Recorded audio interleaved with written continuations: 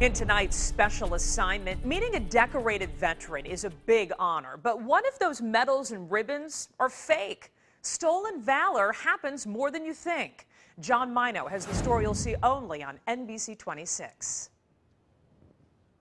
Well, Stacy, whether it's for attention or for cash, lying about military service has never been more prevalent in the United States than it is right now. Sometimes it's a felony, other times just unethical. Either way, neither the FBI nor the real vets look kindly at the offenders.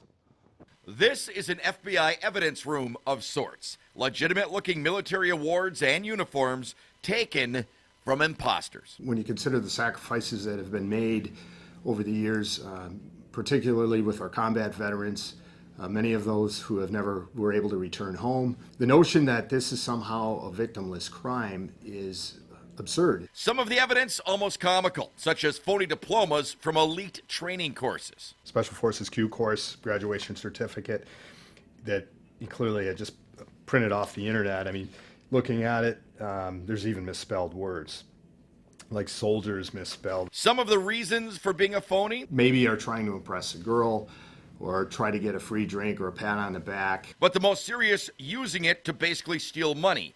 And that is the one the FBI takes most serious. The new Stolen Valor Act is on the books. However, it requires that the government prove there's some sort of financial fraud involved in that. Ironically, it's the nation's current support of vets that makes it easier for the frauds. That's the lowest that you can go because everybody's willing to help veterans out, and this is just they're taking advantage of that. The brazenness of the imposters is often incredible, such as the individual who wore a bevy of citations to the Medal of Honor convention in Green Bay and was exposed by a legitimate American hero. And he noticed this individual and the fact that he had combat jump wings and a combat infantryman's badge and a ranger tab, and he asked where he did his combat jump, to which he responded, Kuwait. Well, the United States did not do any combat jumps in Kuwait. The Medal of Honor recipients and FBI agents made sure that jacket would never be worn in public again. How common is this sort of thing? A former Navy SEAL hosts a website that checks out those who publicly claim their SEAL affiliation. Out of every 300 or so claims that he attempts to verify, maybe only one is legitimate. It's a problem that's not going away anytime soon, but then again, neither is the FBI nor the real vets. We've all been there, so we understand and we know what we're talking about, and they try to give us a line on their stories and we can call it right away.